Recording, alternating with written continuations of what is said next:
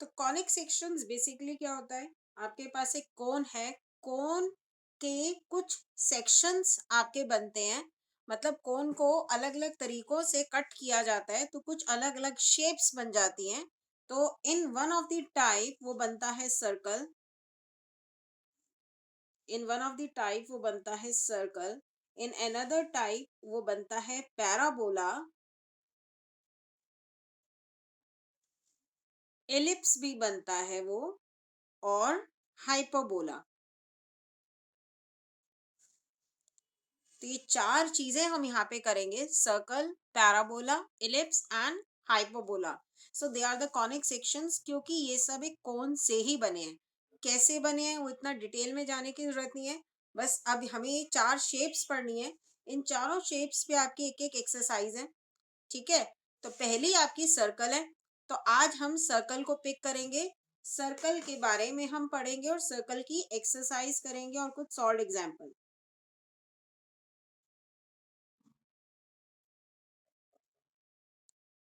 ठीक है। सर्कल, तो सर्कल बेसिकली क्या होता है, देखो एक एक रफली मैं आपको एक बताऊं। अगर आपके पास एक कोन है ऐसा, उसको एक प्लेन से कट कर दिया पैरेलल टू द ग्राउंड, ठीक है, तो आपका क्या शेप बनेगी, आप देखोगे एक सर्कल बन जाएगा आपका। तो circle is one of the form of a cone, cone का एक सेक्शन होता है सर्कल, ठीक है। तो थोड़ा सा मैंने आपको बता दिया कि कोन को आप parallel to the ground cut कर देंगे तो सर्कल फॉर्म हो जाता है, और इस सर्कल के बारे में अब हम पढ़ेंगे, ठीक है। चलिए, तो अब यहाँ पे एक सर्कल की इक्वेशन के बारे में हम पढ़ेंगे। सर्कल की इक्वेशन, एक ऐसा सर्कल जिसका सेंटर और रेडियस हमें पता हो, ठीक है। Let the centre be O, और ये सेंटर हमें पता है, let it be H comma K, यानी कि सेंटर के कोऑर्डिनेट्स हमें पता है एच कॉमा के, ठीक है। और रेडियस हमें पता है, रेडियस सपोजिंग मैं ओपी ले लेती हूँ, और ये रेडियस की लेंथ मेरे को पता है, let it be small R. तो अगर ये सेंटर के कोऑर्डिनेट्स और ये रेडियस मेरे को पता है, तो मैं सर्कल की इक्वेशन बता सकती हूँ। तो सर्कल की इक्वेशन क्या होगी, it is simply x minus h the whole square plus y minus k the whole square is equals to are square, ठीक है। आ रही है बात समझ में। अब मैं ये इक्वेशन एक्सप्लेन करती हूँ। यहाँ पे देखिए क्या है, X and Y are the variables, so they will remain as it is, उनकी कुछ वैल्यू नहीं पुट करनी है, क्योंकि अब ये इक्वेशन है, सर्कल की इक्वेशन है, इक्वेशन में हमेशा वेरिएबल्स होते हैं। तो एक्स और वाई ये आपके वेरिएबल्स हैं, आपको वैल्यू किसकी पुट करनी होगी, देखो एच और के की, ये क्या है, सेंटर के कोऑर्डिनेट्स, और इज इक्वल्स टू रेडियस का स्क्वायर। तो क्या है इक्वेशन, ये इक्वेशन बहुत इंपॉर्टेंट है, बस सर्कल की एक्सरसाइज में आप समझ लीजिए यही है, ठीक है। वैसे सर्कल्स में बहुत और भी बहुत कुछ हुआ करता है, सर्कल, फैमिली ऑफ सर्कल्स, मतलब आज से करीब 10-12 साल पहले, या मैं कहूँ उससे भी बहुत साल पहले, लगभग 15-20 साल पहले बहुत कुछ हुआ करता था। ये पूरा चैप्टर जो है आपका, वो बहुत ज्यादा ना कट कर दिया गया है। जैसे सर्कल्स हैं, तो जितना पहले हुआ करता था उसका आप मान लीजिए 50% ही है अभी आपके कोर्स में।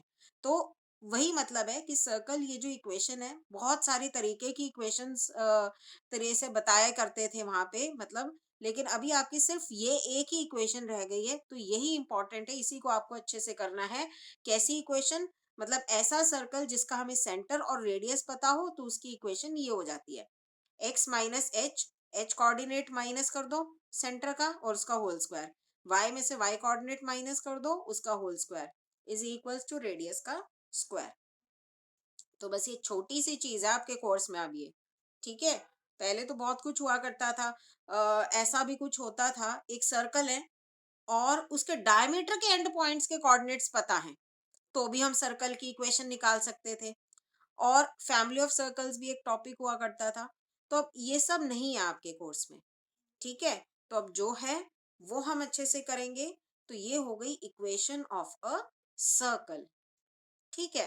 अब यहाँ पे सर्कल की इक्वेशन में कुछ खूबी होती है, ठीक है। तो वो मैं आपको बताती हूँ क्या खूबी होती है जब आप इसको ओपन करेंगे।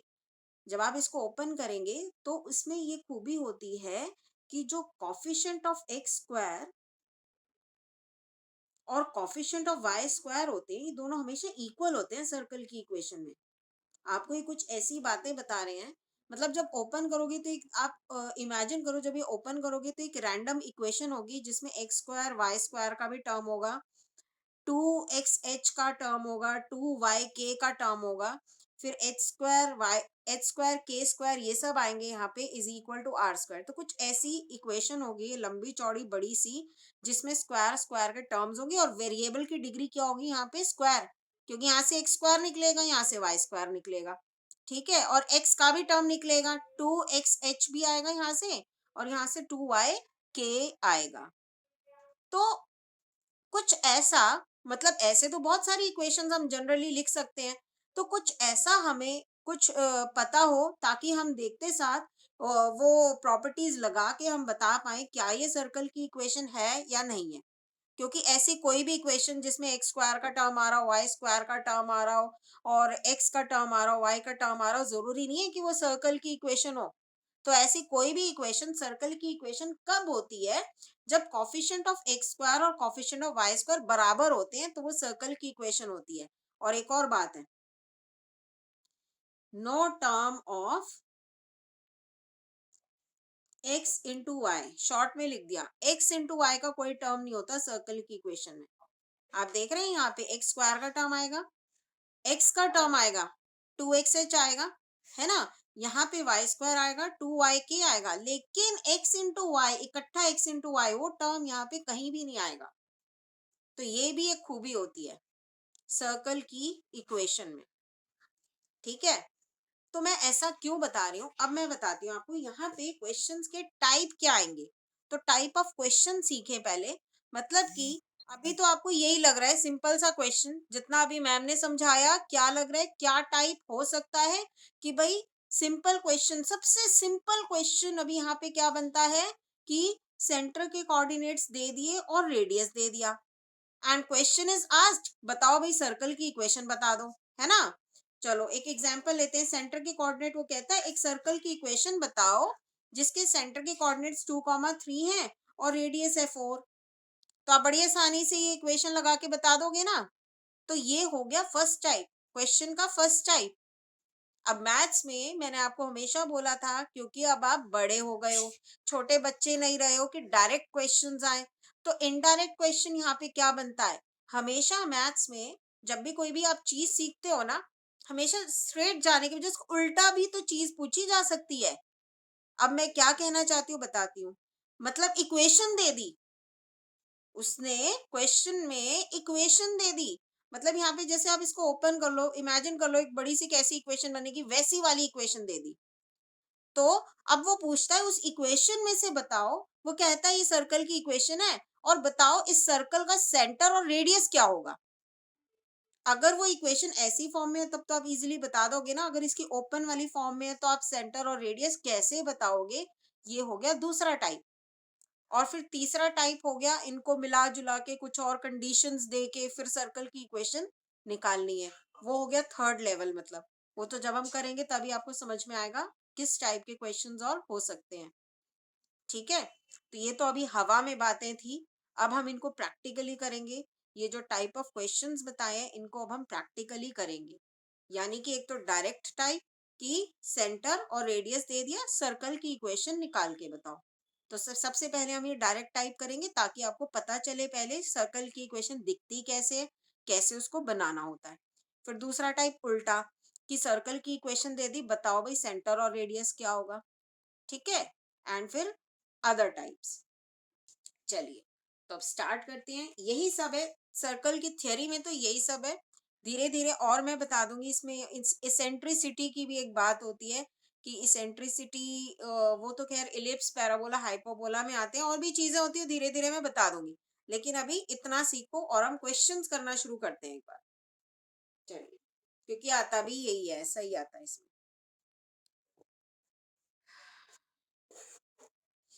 तो इक्वेशन एग्जाम्पल नंबर 1 देखिए, सबसे सिंपल एग्जाम्पल है, मतलब मैं कहूँ इससे सिंपल तो कुछ हो ही नहीं सकता। Find an equation of a circle. Question से समझ में आ रहा है क्या करना है, इक्वेशन ऑफ अ सर्कल। जिसका सेंटर 0 0।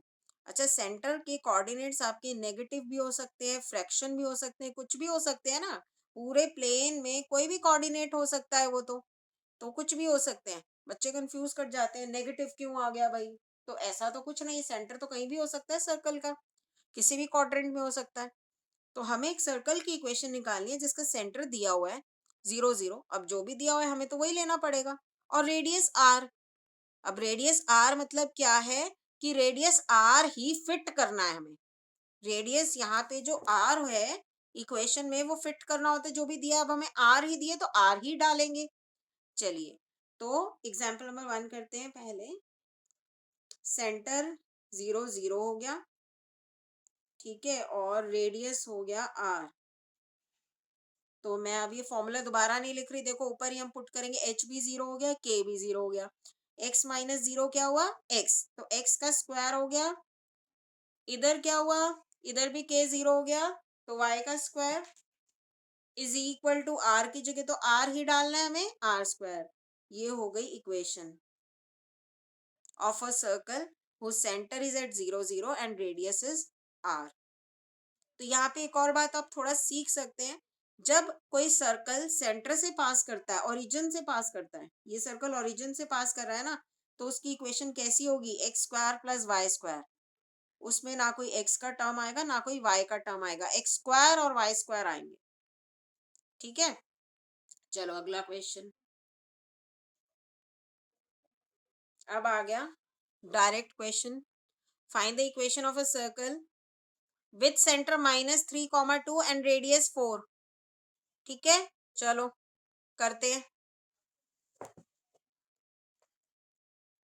-3, 2 ये सेंटर दिया हुआ है और रेडियस दिया हुआ है 4। तो इक्वेशन हमारी क्या होती है, यहाँ पे पहले देख लो। एच हमारा क्या हुआ, -3, के क्या हुआ 2, और आर हो गया 4। और इक्वेशन हमारी क्या होती है, लिख देती हूँ यहाँ पे दोबारा। X minus h the whole square plus y minus k the whole square is equal to are square. Now let us substitute the values. आपको बताया एक्स और वाई में कुछ नहीं पुट होगा, बच्चे कंफ्यूज हो जाते हैं, यहाँ भी सोचते हैं क्या पुट करना है। उसको नहीं कुछ पुट करना। क्या क्या पुट करना होता है, एच के और आर। एच पुट किया, -3 है, माइनस माइनस प्लस हो जाएगा, तो X plus 3 the whole square plus फिर y माइनस के, तो y minus 2 the whole square is equals to 4 square. यहीं पे छोड़ सकते हैं इक्वेशन को। ठीक है, चलो सिंपल लगा होगा। एंड ट्रस्ट मी, पूरा चैप्टर ऐसा है, सिंपल ही है ये, बस फॉर्मूला बेस्ड है। फॉर्मूले आते जाएंगे, पैराबोला में थोड़े और फॉर्मूले आ जाएंगे, इलिप्स में पैराबोला की तरह से ही फॉर्मूले होंगे। इलिप्स और हाइपरबोला के सेम सेम है, तो फॉर्मूले हैं बस इनके, वो याद रहेंगे तो फिर चैप्टर आसान लगेगा। चलिए एग्जाम्पल नंबर 3। बच्चों यहाँ पे एक इक्वेशन दी हुई है, वो इक्वेशन मैं लिख देती हूँ। इक्वेशन है X square plus Y square plus 8x plus 10y minus 8 equal to 0। ठीक है, अब क्वेश्चन क्या है, वो कहता है find the centre and radius of the circle this.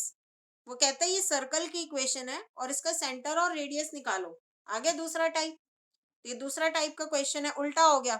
अब इक्वेशन हमें दी हुई है, सेंटर और रेडियस निकालना है। अभी तक क्या था, सेंटर और रेडियस दिया था, इक्वेशन निकालनी थी। अब उल्टा हो गया, इक्वेशन दी है, लेकिन अब आप कहेंगे इक्वेशन वैसी तो नहीं है जो हमें फॉर्मूला था। जैसे ये रेड वाले में ऊपर लिखा है, ऐसा होता तो हम इजीली सेंटर और रेडियस बता पाते। यानी कि हम इसको उस फॉर्म में कन्वर्ट करेंगे, तभी तो हम बता पाएंगे सेंटर और रेडियस। उससे पहले एक बार देख लो, वैसे ऐसा आपके क्वेश्चन में नहीं आएगा जो मैंने बताया था। ये सर्कल की इक्वेशन है, कैसे एक्स स्क्वायर और वाई स्क्वायर का कॉफिशिएंट सेम है और एक्स इंटू वाई का कोई कॉफिशिएंट नहीं दिखेगा यहाँ पे, तो ये सर्कल की इक्वेशन है। ठीक है, और लेकिन ऐसा कुछ पूछेगा नहीं वो क्वेश्चन में कि सर्कल की इक्वेशन है या नहीं है। ये जस्ट मैंने आपको एक एक्स्ट्रा इन्फॉर्मेशन दे दी है। चलिए, क्वेश्चन तो ऐसा है, उसने कह दिया कि सर्कल की इक्वेशन है, ये तो इसने बात बता ही दी, बस सेंटर और रेडियस निकालना। चलो अब मैं सिखाती हूँ, ध्यान से सीखेंगे कैसे करेंगे। देखो इस फॉर्म में करना पड़ेगा, तो इस फॉर्म में करने के लिए एक्स वाले टर्म का भी होल स्क्वायर, वाई वाले टर्म का भी होल स्क्वायर ऐसा चाहिए हमें। ठीक है, तो हम क्या करेंगे, एक्स वाले टर्म्स एक तरफ कर लेते हैं, यानी एक्स स्क्वायर प्लस 8x। मैंने स्पेस क्यों छोड़ी है अभी बता दूंगी। वाई वाले एक तरफ कर लेंगे, यानी वाई स्क्वायर और 10y। इसमें भी स्पेस छोड़ दी, और -8, 8 उधर ले जाओ। ठीक है, अच्छा अब क्या करेंगे, इनको परफेक्ट स्क्वायर बनाना है। परफेक्ट स्क्वायर बनाने के लिए क्या करते हैं, आपने 10th क्लास में भी किया होगा, कंप्लीटिंग द स्क्वायर में करते हैं हम ये चीज, वही चीज यहाँ पे करेंगे। और 10th क्लास में नहीं किया तो कोई बात नहीं, मैं सिखा रही हूँ। तो क्या करते हैं हम, परफेक्ट स्क्वायर बनाने के लिए जो भी एक्स का कॉफिशिएंट है, ऐसे ही वाई के साथ भी करेंगे। जो भी एक्स का कॉफिशिएंट है, पहला स्टेप उसको हाफ कर दो। जो भी हाफ करके आएगा उसके बाद दूसरा स्टेप उसको स्क्वायर कर दो। 8 का हाफ किया क्या आएगा, 4। फिर 4 का होल स्क्वायर कर दो। पहले हाफ किया, जो भी कॉफिशिएंट है उसका पहले हाफ किया, क्या आया 4। फिर उसका स्क्वायर कर दो, मतलब जो भी ये 4 आया था उसका स्क्वायर कर दो, क्या आ गया 16। तो 16 हम यहाँ पे ऐड और सब्ट्रैक्ट करेंगे। ऐसा करने से ऑटोमेटिकली परफेक्ट स्क्वायर हो जाएगा। तो मैं क्या करूंगी, यहाँ पे 16 ऐड कर दूंगी साइड बाय साइड। अपने आप से तो कोई चीज ऐड नहीं कर सकते ना, या ऐड या सब्ट्रैक्ट कर दो ताकि बैलेंस आउट हो जाए, या फिर आपने यहाँ पे ऐड कर दिया तो उसको राइट हैंड साइड में भी ऐड कर दो। तो मैं ऐसा ही कर रही हूँ, दोनों साइड ऐड कर रही हूँ, तो इससे बैलेंस आउट हो जाएगा। अपने आप से तो कोई इक्वेशन में कुछ ऐड नहीं कर सकते ना, तो मैंने दोनों साइड ऐड कर दिया, 16 इधर भी और उधर भी। और दोबारा बता देती हूँ 16 क्यों चूज किया। वो ऐसे करना है, एक्स का कॉफिशिएंट लो, उसका पहले हाफ करो फिर स्क्वायर। उल्टा मत कर देना कि पहले स्क्वायर और फिर हाफ, फिर गलत हो जाएगा। तो स्टेप्स याद रखने हैं। चलो, ऐसे ही y का देखो, y का कॉफिशिएंट 10 है, पहले हाफ किया 5 आया, 5 का स्क्वायर इज 25। तो 25 ऐड करेंगे यहाँ पे, और दूसरी साइड भी। अब ये क्या बन गया, ये देखो ऑटोमेटिकली परफेक्ट स्क्वायर बन जाएगा। वो आपको खुद देखना है किसका बनेगा, ये x+4 का होल स्क्वायर हो गया ना। बड़ा ही आसान है देखना। ऐसे ही अगला y+5 का होल स्क्वायर हो गया, y वाला। और राइट हैंड साइड में जो भी रह गया वो आपका r का स्क्वायर होगा। अगर वो होल स्क्वायर फॉर्म में परफेक्ट स्क्वायर नहीं आता तो रूट में आ जाएगा। अच्छा अब इसको करो, 24 49 आ गई। ठीक है, तो अब इसको अगर मैं करूँ तो मैं इसको क्या लिख सकती हूँ, x-h होता है ना, तो मैं इसको लिख सकती हूँ x-4। ऐसे y-k होता है तो y-5, और इधर ये 7 का square. Now if you compare it with standard form, तो h और k मेरे क्या है, यहाँ पे h मेरा आ गया, यहाँ पे h is -4 and k is -5 and r is 7। ठीक है, तो सेंटर इसने पूछा था इसमें इस सर्कल का, तो सेंटर हमारा h कॉमा k होता है, which is -4 comma -5। Mind it कि सेंटर इज -4 -5, +4 +5 मत लिख देना। आप लोग, आप बच्चे बहुत पहले ही समझदार हैं कि -4 -5 और 4 5 ये दोनों बहुत अलग कोऑर्डिनेट्स हैं। तो x माइनस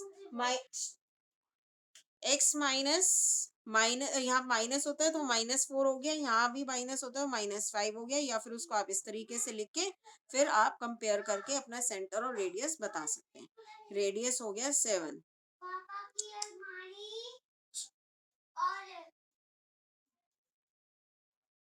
रेडियस हो गया 7। ठीक है, चलो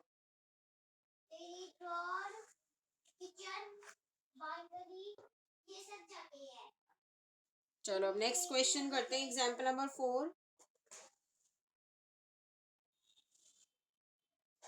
एग्जाम्पल नंबर 4 करते हैं।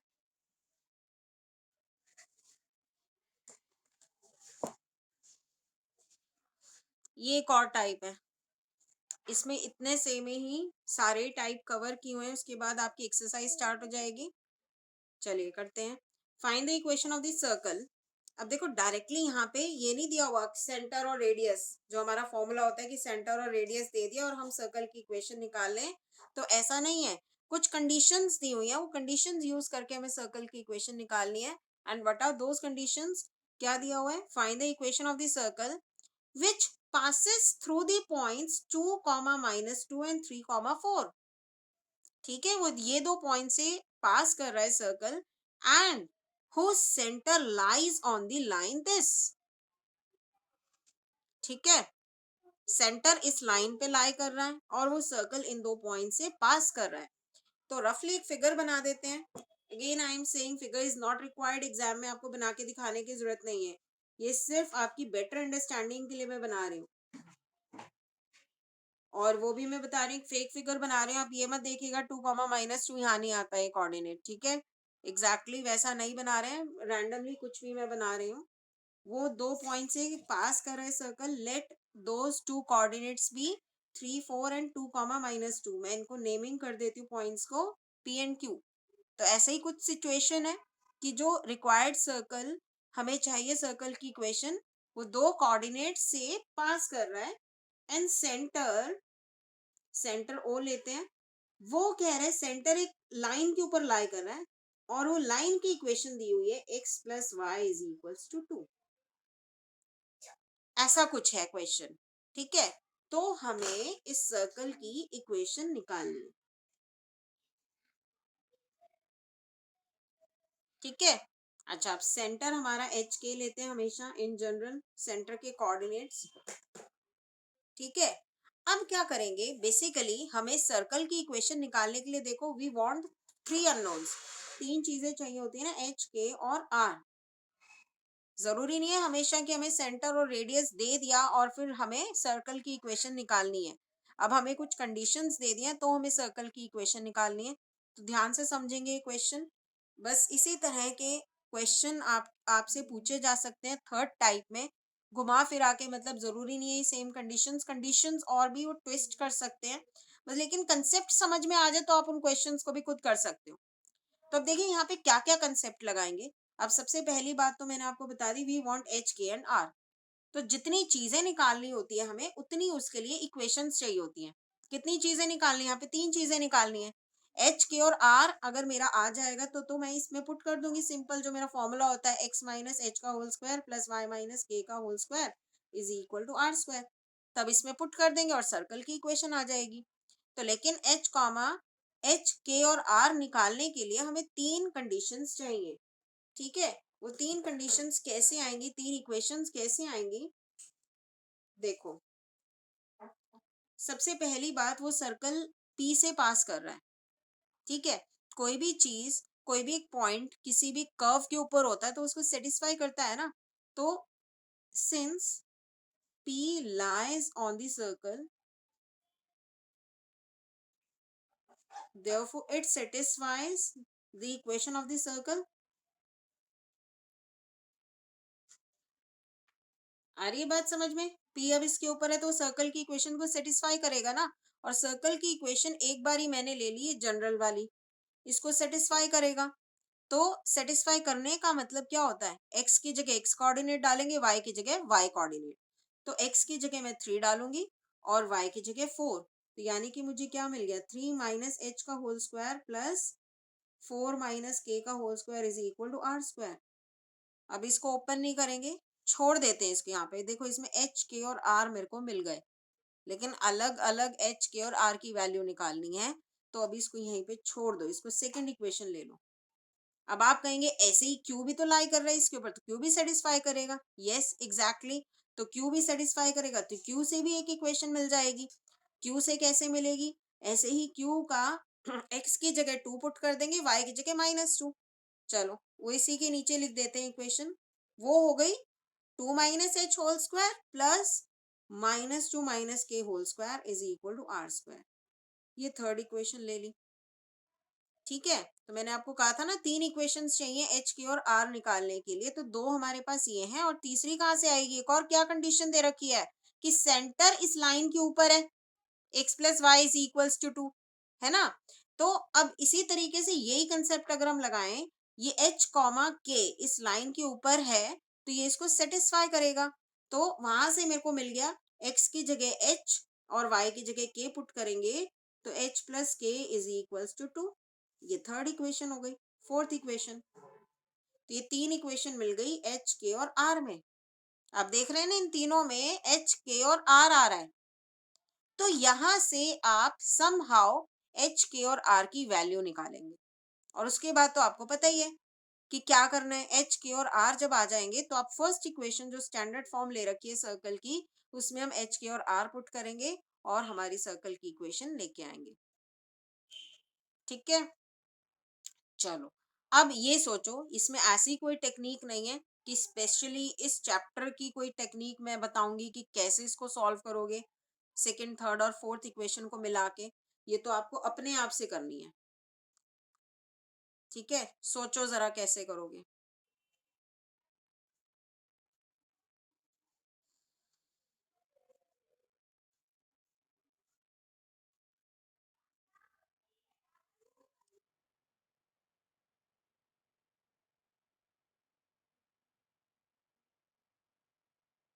शशांक, आई थिंक तुम्हारे डिवाइस में से कुछ आवाज आ रही है, अब बंद हो गई। देखो, मैं थोड़ा सा हिंट देती हूँ। What I observe, I am telling you my observation. Second और थर्ड को अगर देखें तो उसका राइट हैंड साइड इक्वल है। बेसिकली क्या है, तीन वेरिएबल्स हो गए एच के और आर। तो कैसे भी करके हम एक दो वेरिएबल्स को एलिमिनेट कर दें, मतलब वो चले जाएं, तभी तो एक वेरिएबल की वैल्यू आएगी। एक बार एक की भी वैल्यू आ गई फिर वो पुट करके हम बाकी दो की वैल्यूज निकाल सकते हैं। तो हम इनको इक्वेशंस को क्रैक कर सकते हैं और वेरिएबल्स की वैल्यू फाइंड आउट कर सकते हैं। तो अब मेरी ऑब्जर्वेशन क्या है कि सेकंड और थर्ड में right hand side r square same है। So I can equate the left hand side of both the equations. ठीक है, पूरा मैं करके नहीं बता रही बिकॉज इट्स क्वाइट लेंदी, बहुत लंबा इसको कैलकुलेट करना पड़ेगा और जो कि आप कर सकते हो। ठीक है, और इसका एच के और आर आ भी बहुत भयानक रहा है। इस क्वेश्चन का बहुत डिफरेंट सा एच के और आर आ रहा है।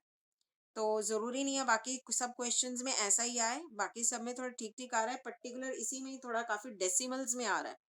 तो मैं थोड़ा सा हिंट दे देती हूँ। देखो मैं क्या कर रही हूँ, सेकंड और थर्ड की ना लेफ्ट हैंड साइड इक्वेट कर रहे हैं। क्यों इक्वेट कर रहे हैं, क्योंकि इनका राइट हैंड साइड इक्वल है। अब तो आप समझ पा रहे हो, ओपन करके यहाँ से ओपन कर लो, एच स्क्वायर के स्क्वायर दोनों साइड कट जाएगा, एच का और के का टर्म रह जाएगा, फिर एच के में लीनियर इक्वेशन रह जाएगी, फिर फोर्थ इक्वेशन के साथ उसको सॉल्व करके एच के आ जाएगा। करके बता देती हूँ मैं, चलो ओपन कर रही हूँ सिंपली बच्चों। तो जहां भी जो स्टेप नहीं समझ में आया आप पूछ लेंगे।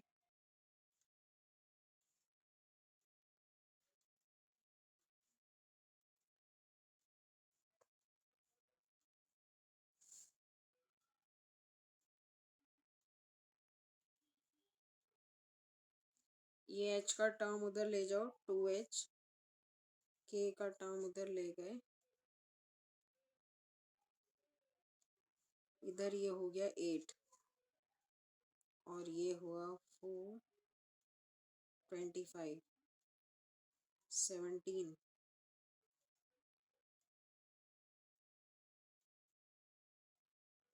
आई होप मैं सही हूँ।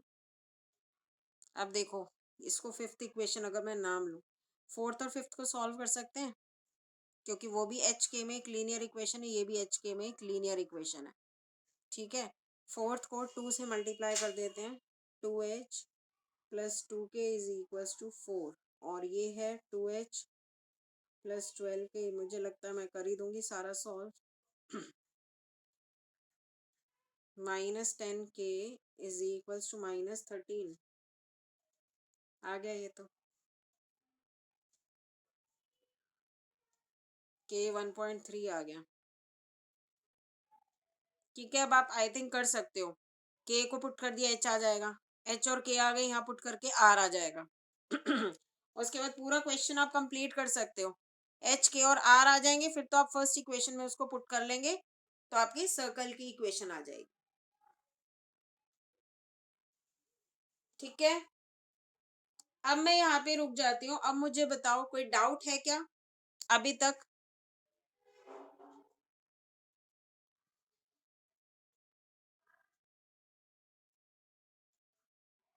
कनिष्क समझ में आया बच्चे?